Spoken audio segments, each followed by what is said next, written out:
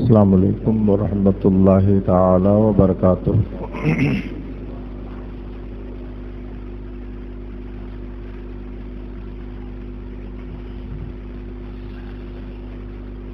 الحمد للہ الحمد للہ الملک المعبود الاحد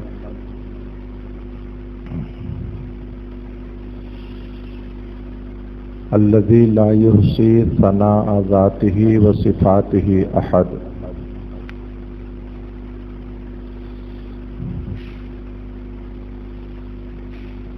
لا نظير له لا شريك له لم يلد ولم يولد والصلاة والسلام على رسوله وحبيبه الأمجد الممجد وجميع اتباعه وأحبابه وأبنائه إلى يوم الأمد أبنائه وأحبابه إلى يوم الأبد أما بعد أعوذ بالله من الشيطان الرجيم بسم الله الرحمن الرحيم إن أولياؤه إلا المتقون آمنت بالله صدق الله مولانا العلي العظيم وصدق رسوله النبي الأمين المكين الكريم ونحن على ذلك لمن الشاهدين والشاكرين والحمد لله رب العالمين۔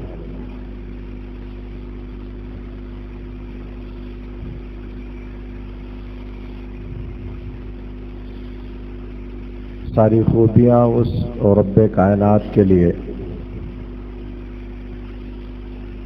جس نے ایمان و اسلام کے اجالے میں ہمیں آج کا یہ پاکیزہ دن عطا فرمایا۔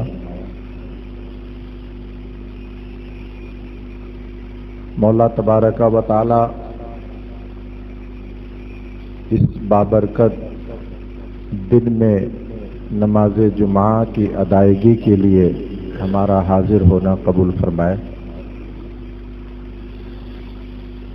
گفت و شنید سے پیشتر آئے ہم سب مل کر رحمت عالم نور مجسم احمد مصطفیٰ محمد مصطفیٰ صلی اللہ تعالی علیہ وسلم کے دربار کرم میں جھوم جھوم کر بآواز بلند درود پاک کا ہدیہ پیش کریں۔ پڑھیں اللہم صلی علی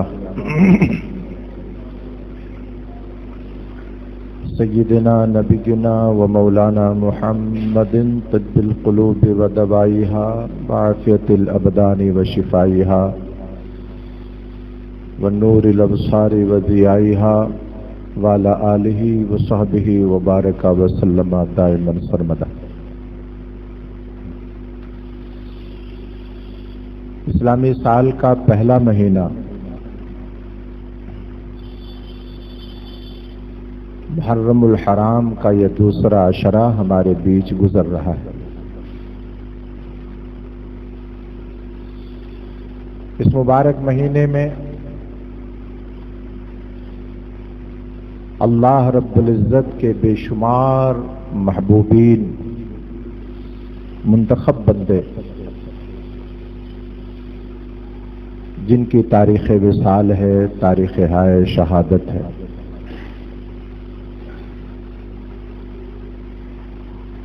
بالخصوص سیدنا حضرت امام عبد الرحمن جامی قدس سرہ السامی، جو اپنے وقت کے جید عالم دین اور عارف باللہ صوفی گزرے۔ علماء بھی آپ کا احترام کرتے ہیں اور صوفیاء بھی آپ کو اپنا امام مانتے ہیں۔ بہت ساری خوبیاں رب تعالیٰ نے آپ کو عطا فرمائی، انہی میں ایک یہ کہ آپ کو پیکر عشق رسالت بنایا، آپ کے خانہ دل میں الفت نبوی کا چراغ روشن کیا، اور اس قدر اپنے نبی سے یہ محبت کرتے تھے، اللہ رب العزت ہمیں بھی آپ کی خیرات عطا فرمائے، ہمیں بھی عشق نبی کی چاشنی عطا فرمائے کہ سرکار عبد الرحمن جامی رضی اللہ تعالی عنہ جو ہے وہ اپنی تصنیفات کے اجالے میں اپنی مثال آپ ہیں۔ آپ نے جہاں فن میں قلم اٹھایا ہے حق ادا کر دیا، اور مناقب میں، طبقات میں، دیگر مواضع جہاں آپ نے اپنی یادگاریں چھوڑی ہیں، تحریریں بتاتی ہیں کہ انہیں لکھنے والا کوئی معمولی شخص نہیں،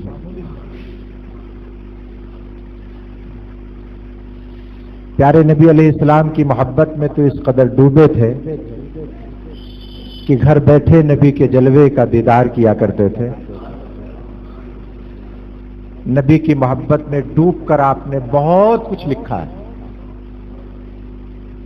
ایران میں چونکہ آپ کی رہائش رہی، اس لیے آپ کی بہت ساری کتابیں فارسی زبان میں۔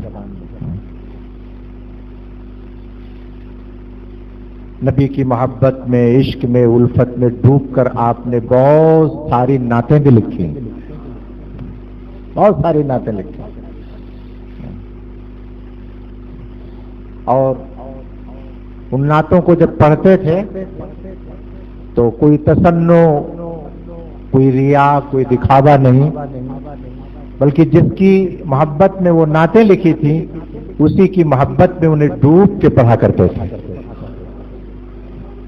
یہی وجہ تھی کہ ایک مرتبہ آپ نے نبی علیہ السلام کی بارگاہ میں حاضری کا ارادہ کیا تو کچھ لکھا تھا کہ لے جا کر آقا علیہ السلام کی بارگاہ میں روبرو پیش کریں گے، کیونکہ ہم سنیوں کا عقیدہ یہ ہے کہ نبی علیہ السلام اللہ کے فضل سے اپنے مزار پاک میں آج بھی زندہ ہیں اور ہمیشہ زندہ رہیں گے۔ آپ کا خود کا ارشاد ہے، نبی یہ صادق نے ارشاد فرمایا، ان حرم اللہ علی الارض ان تأکل اجساد الانبیاء، اللہ رب العزت نے زمینوں پر انبیاء کے جسموں کو کھانا حرام کر دیا۔ فرماتے ہیں فنبی اللہ حی یرزق، تو اللہ کا ہر نبی زندہ ہے اور اسے مزار میں من جانب اللہ روزی عطا کی جاتی۔ جب ہر نبی زندہ ہے تو پھر امام الانبیاء کی زندگی کی شان کیا ہوگی؟ اس نبی کی زندگی کیسی ہوگی جس نبی کے پیچھے بیت المقدس میں سارے انبیاء مقتدی بنے ہیں۔ تو جو ہے آپ نے ارادہ کیا کہ یہ جو لکھا ہے اسے روبرو پیارے حبیب کی بارگاہ میں پیش کریں گے، تو ایک شخص کو آقا علیہ السلام نے خواب میں بشارت دی، سبحان اللہ سبحان اللہ، کہا جو ہے وہ سنو اچھی طرح، بارگاہ میں میرے آنے والے تو بہت آتے ہیں، لیکن انہی آنے والوں کی فہرست میں جامی کا نام ہے۔ جام سے ایک آنے والا آ رہا ہے، حضور کیسا ہے؟ اس کا حلیہ یہ ہے، اس کا شجرہ یہ ہے، اس کا نام یہ ہے، اس کی حالت یہ ہے۔ آقا علیہ السلام کیا کرنا ہے؟ وہ آئے تو اس کے پاس جانا اور صاف لفظوں میں کہہ دینا وہ جو لکھ کر کے لایا ہے وہ میرے یہاں پڑھے گا نہیں۔ اللہ یہ اللہ والوں کی زندگیاں ہوتی ہیں میرے پیارے، یہ اللہ والے ہوتے ہیں، یہ جو کہتے ہیں وہ کرتے ہیں، جو کرتے ہیں وہ کہتے ہیں، ان کا عمل ان کا فعل یکساں ہوتا ہے، پھر تو یہ جو ہے ان کا شمار معمولی بندوں میں نہیں ہوتا۔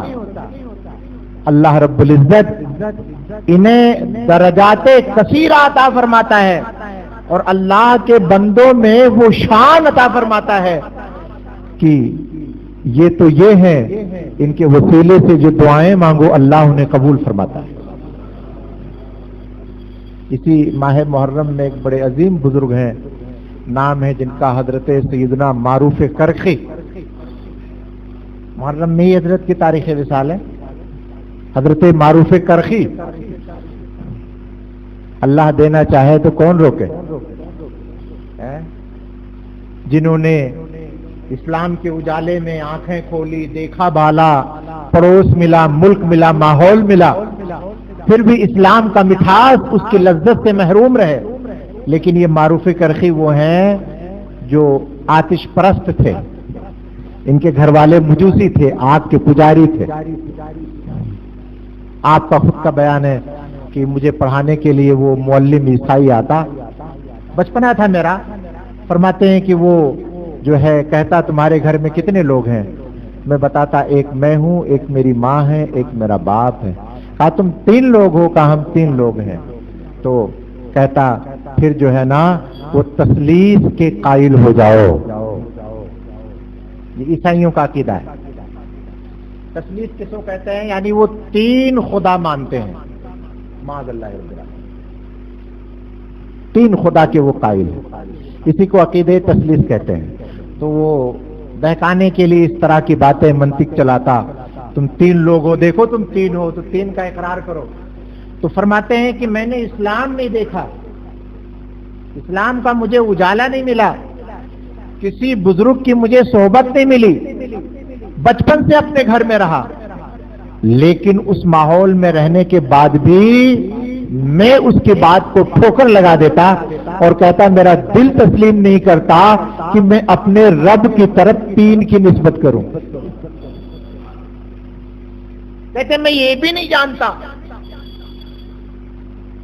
کہ اسلام کے عقائد ہیں، یہ نظریات ہیں، یہ تعلیمات ہیں۔ کہتے ایک دن جو ہے وہ غصہ آیا مجھے اور منع کر دیا میں نے کہ آئندہ اس طرح مجھے سبق نہیں پڑھاؤ گے، آپ کو کتابیں پڑھانی ہے پڑھاؤ، عقائد نہیں پڑھاؤ گے۔ غصہ آیا، بہت مارا اس نے مجھے، بہت مارا، بہت مارا۔ فرماتے ہیں اتنا مارا کہ میں نے تنگ آ کر گھر چھوڑ دیا، چلا گیا باہر۔ تھوڑے دنوں تو غائب رہا کہ مجھ سے ایک بتانے والے نے بتایا کہ تمہارے ماں باپ کی طرف سے آیا ہوں، انہوں نے کہا ہے میرے بیٹے کو لا دو، پھر میرے بیٹے کو کوئی پٹائی نہیں کرے گا، میرا بیٹا جو راستہ اختیار کرے گا ہم اس کے راستے پہ چلیں گے۔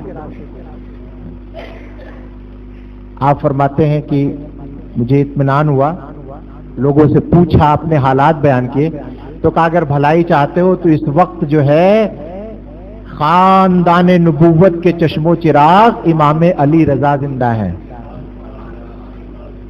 ان کی خدمت میں چلے جاؤ، تمہاری مراد پوری ہو جائے گی۔ فرماتے میں گیا، فرماتے اسلام نہیں جانتا، کوئی کتاب نہیں پڑھی، کچھ نہیں جانتا، لیکن جب نبی کی آل کا چہرہ دیکھا تو سارے میرے گزشتہ اسباق سب بھول گئے، اور امام علی رضا کے چہرے نے مجھے اسلام کا سبق پڑھا دیا۔ فرماتے بیٹھ گیا، پوچھنے لگے کون ہو، کیا ہو، کہاں سے آئے، کیا چاہتے ہو؟ تو حضور اپنا تعارف میں بعد میں بیان کروں گا، پہلے تو مجھے وہ مذہب دے دیجئے جو آپ کا ہے۔ فرماتے میں مسلمان ہو گیا، مسلمان ہوا اور خدمت میں عرض کی حضور اب اجازت دیجئے میں اپنے گھر جا رہا ہوں، کیونکہ میرے ماں باپ نے پیغام بھیجا ہے جو میرا راستہ ہوگا وہ اپنائیں گے، میں انہیں لے کے آ رہا ہوں۔ فرماتے میں گیا، دیکھا عقیدے کے بڑے پختہ، بڑے مضبوط۔ انہوں نے کہا بیٹا اپنا پرانا دھرم راستہ نہ چھوڑ، لیکن جب میں نے ان کو کہا جب اسلام کو جانتا نہیں تھا تو وہ میرے گھر دل میں گھر کیے ہوئے تھا، اب تو اسلام جان کر مسلمان ہو چکا ہوں، اب اسلام چھوڑ نہیں سکتا۔ تو کہا بیٹا نہیں چھوڑو گے تو ہم تمہیں نہیں چھوڑ سکتے، اگر ہمیں پانا ہے تو آپ کو ہمارا مذہب قبول کرنا پڑے گا۔ سبحان اللہ، مسلمان ہو گئے۔ آپ فرماتے ہیں پھر زمانے کو بھول کر امام علی رضا میرے صبح و شام کو دیکھتے اور میں ان کے چہرے کو دیکھتا۔ فرماتے ہیں خود پھر رب تعالیٰ نے مجھے وہ مقام دیا، وہ مقام دیا، وہ مقام دیا، وہ مقام دیا کہ پھر میں ساری مخلوق کو بھول گیا، ایک میں اور ایک میرا خالق۔ ایک مرتبہ ایک جماعت آپ کی بارگاہ میں آئی، کہا حضور میں نے دیکھا ہے کہ جب آپ کبھی اذان دیتے ہیں اور کہتے ہیں اشہد ان لا الہ الا اللہ، تو دیکھا ہے آپ پر بے ہوشی سی کیفیت طاری ہو جاتی ہے، رونگٹے کھڑے ہو جاتے ہیں۔ اس نے بیان کیا میں نے دیکھا آپ کے داڑھی کے بال خوف سے کھڑے ہو جاتے ہیں۔ اللہ اکبر۔ فرماتے ہیں اذان میں کہتا ہوں کہ میں گواہی دیتا ہوں کہ اللہ کے سوا کوئی معبود نہیں، کہیں ایسا نہ ہو کہ اس طرف سے آواز آ جائے کہ ہم تیری گواہی نہیں مانتے۔ ڈر لگتا ہے، خوف لگتا ہے۔ عرض کیا حضور یہ ڈر کس سے؟ قبر سے، موت سے، محشر سے، جہنم سے، کس سے ڈر؟ فرماتے ہیں یہ سب تو مملوک ہیں، یہ سب تو مخلوق ہیں، میں کیوں ڈروں جانکنی سے؟ جانکنی کے وقت فرشتے آتے ہیں، قبر میں فرشتے آتے ہیں، میدان محشر میں پکڑنے کے لیے فرشتے آئیں گے، جہنم کی آگ بھڑکائی جائے گی، میں اس سے کیوں ڈروں؟ یہ تو سب مخلوق ہیں۔ سچی بات پوچھتے ہو تو میں اس لیے روتا ہوں کہ اپنے خالق سے ڈرتا ہوں، اپنے رب سے ڈرتا ہوں، مجھے اس کا ڈر نہیں، اپنے رب کا ڈر ہے۔ یہ اللہ کے بندے جن کا دن، جن کی رات، جن کی صبح، جن کی شام اللہ کے لیے، اللہ کے لیے۔ پھر دیکھو جب ان کی صبح و شام اللہ کے لیے ہوتے ہیں، ان کی زندگی اللہ کے لیے ہوتی ہے، تو یہ بھلائے نہیں جاتے، یہ ہمیشہ یاد کیے جاتے ہیں۔ عرض کرنے والا عرض کرتا ہے آقا علیہ السلام یہ بتائیے کہ جو کچھ انہوں نے لکھا ہے یہاں سنانے کے لیے آپ کی بارگاہ میں اگر سنا دیں گے تو کیا حرج ہے؟ اچھی بات ہے، ان کی مراد پوری ہو جائے گی۔ کا بات سنانے تک نہیں ہے، میں جامی کا درد جانتا ہوں، جس محبت میں ڈوب کر اس نے کلام لکھا ہے، اسی محبت میں ڈوب کر اس نے میری بارگاہ میں پڑھی تو قبر پھٹے گی اور مجھے باہر نکلنا پڑے گا۔ اللہ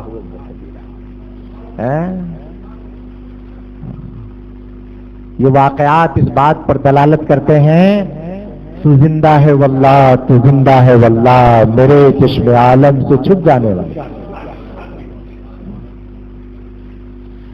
اچھا جامی کا عقیدہ دیکھو کہ میں اسے بارگاہ رسالت میں پیش کروں گا، سناؤں گا، اور کس کو سنایا جاتا ہے؟ جو سنے۔ سبحان اللہ۔ اور یہ سننا کس کی صفت ہے؟ جو زندہ ہو۔ اور یہ جامی ہی کا عقیدہ نہیں، میرے نبی نے اس پہ مہر لگا دی۔ جامی سنائے گا تو میں سنوں گا ہی نہیں، باہر نکلنا پڑے گا۔ بشارت بھی بتایا نہیں پڑا، لیکن رات دن روتے رہتے مراد اندر ہی رہ گئی۔ اب یہ آرزو تھی کچھ سناؤں گا میں تو کچھ سنوں گا ادھر سے، پابندی ہو گئی، اب سنا نہیں سکتا، تو جو لکھا پڑا تھا اسے تو رکھ دیا، دن پورے ہو گئے، گنبد خضرا کے پاس آئے، کہے محبوب آپ نے جو منع کیا ہے وہ نہیں سناؤں گا، لیکن کچھ میری دوسری بات تو سن لیجیے۔ عرض کرتے ہیں حبیبی یا رسول اللہ علیہ السلام بسفر میروم چے فرمائی، وہ جو لکھا تھا وہ نہیں سنا رہا ہوں، عرض کر رہا ہوں حاضری کے دن پورے ہو گئے، اب میں اپنے گھر جا رہا ہوں، کچھ تو بول دیجئے۔ بسفر میروم چے فرمائی، مکین گنبد خضرا ارشاد فرماتے ہیں، فارسی زبان میں نقل کیا گیا ہے، بسلامت روی و بازائی، بولی ہی سننا چاہتا ہے تو سن لے، اللہ تجھے خیریت سے لے جائے گا، پھر تو دوبارہ خیریت سے میری بارگاہ میں آئے گا۔ کیسی حاضریاں تھیں اللہ کے بندوں کی، کیسی حاضریاں تھیں، اللہ اکبر۔ ان کے کاموں میں کوئی بناوٹ، کوئی ریاکاری، کوئی دکھاوا نہیں تھا۔ آج اگر کسی کو حج کی توفیق ملے تو اس کی خواہش ہوتی ہے ہمارے شہر میں، ہمارے ملک میں جتنے لوگ زندہ ہیں سب جان لیں کہ فلاں صاحب حج پہ جا رہے ہیں، سب کو خبر ہو جائے کہ فلاں صاحب حج پہ جا رہے ہیں۔ کاش ان کو توفیق ہدایت ملتی، کاش توفیق ہدایت ملتی تو صرف یہ اتنی آرزو کرتے، اے اللہ کے بندو تم میرے حج کو جانو نہ جانو، خانے کعبہ دیکھنے جا رہا ہوں، کعبہ کا مالک جان لے میں حج پہ جا رہا ہوں، مدینہ منورہ جا رہا ہوں، امام الانبیاء کو خبر ہو کہ میں آ رہا ہوں۔ پھر حج ہوتا تھا ان کا۔ اللہ اکبر۔ ان اللہ کے بندوں کی نیکیاں، ان کے اعمال اللہ کی رضا کے لیے، اس کی خوشنودی کے لیے، پھر دیکھو معمولی ہوتے تھے، رب تعالیٰ بڑا بنا دیتا۔ حضرت معروف کرخی ہیں رضی اللہ تعالیٰ عنہ، آتش پرست ہیں، مجوسی ہیں، اسلام کا دامن ملا، اسلام کو دل میں بٹھایا، ایسے بٹھایا کہ من کو بھی اسلام کے رنگ میں رنگ لیا اور تن کو بھی رنگ لیا، ایسے رنگے کہ ایک مرتبہ آپ اپنے شہر کے باہر نکلے تو دیکھا ایک سولی پر ایک ڈاکو کی لاش لٹکی ہوئی ہے۔ جرم کیا ہوگا، پکڑا گیا، حاکم نے سزا دے دی، لاش لٹکا دی۔ کہتے رات کا وقت ہے، اس کی لاش دیکھی، آپ خود کا بیان ہے، فرماتے رحم آ گیا۔ معروف کرخی نے اپنے ہاتھوں کو اٹھایا، کہا مولا لاش وہاں پڑی ہوئی ہے، مجرم ہے، پاپی ہے، لیکن مولا یہ تجھے ایک مانتا تھا، تیری توحید کی گواہی دیتا تھا، تیرے نبی کا کلمہ پڑھتا تھا، جرائم اس کے ایک طرف، جرموں کی طرف نہ دیکھ، معروف کرخی کے ہاتھوں کی طرف دیکھ، مولا ایک خواہش ہے میری، اپنے فضل سے اسے بخشش کا پروانہ دے دے، اسے معاف کر دے۔ تاریخ بتاتی ہے کہ ابھی آپ کے ہاتھ اٹھے ہی تھے کہ غیب سے شہر میں آواز آتی ہے، اے شہریوں بخشش چاہتے ہو تو لاش اتارو اور جنازے کی نماز پڑھ لو۔ یہ نہیں کہ اسے بخش دیا گیا ہے، نہیں، جسے چاہیے کہ اس کی بخشش ہو جائے وہ لاش کو اتار کر جنازے میں شریک ہو جائے۔ نگاہ ولی میں وہ تاثیر دیکھی، بدلتی ہزاروں کی تقدیر دیکھی، بدلتی ہزاروں کی تقدیر دیکھی۔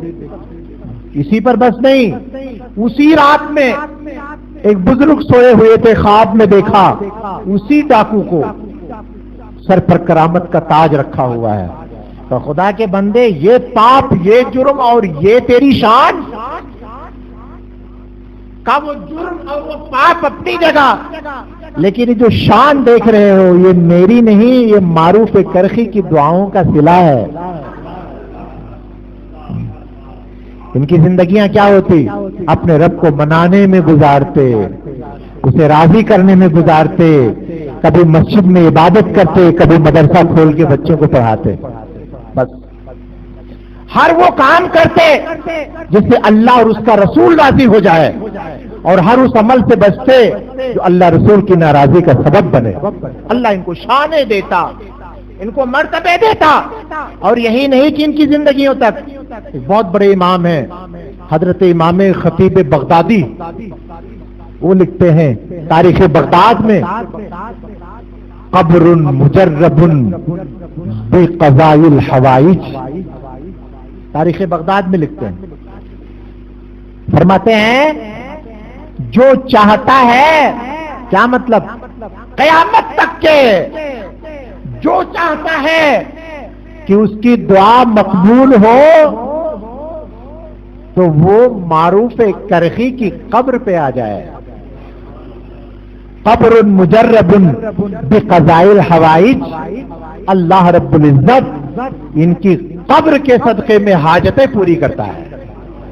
یہ اللہ کے بندے جنہوں نے جو ہے اپنی زندگی اللہ کے لیے گزاری۔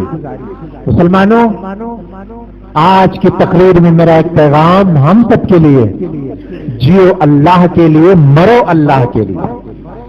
کام وہ نہ کرو جس سے مخلوق راضی ہو جائے، ہر کام کرو دکھانے کے لیے اپنے رب کو۔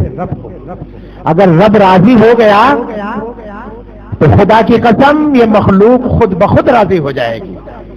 ہمارے امام نے بڑی پیاری بات کہی ہے، کام روح لے لیجئے تم کو جو راضی کرے، ٹھیک ہو نام رضا تم پہ کروڑوں درود۔ اللہ تعالیٰ اپنے حبیب کے صدقے ہمیں عمل صالح کی توفیق عطا فرمائے، اور ہر وہ کام کرنے کی جس میں خوشنودی ہے باری تعالیٰ کرنے کی توفیق دی۔ جنہوں نے اپنی سنتیں ادا نہیں کی، کھڑے ہو کر ادا کر لیں۔ السلام علیکم ورحمۃ اللہ وبرکاتہ۔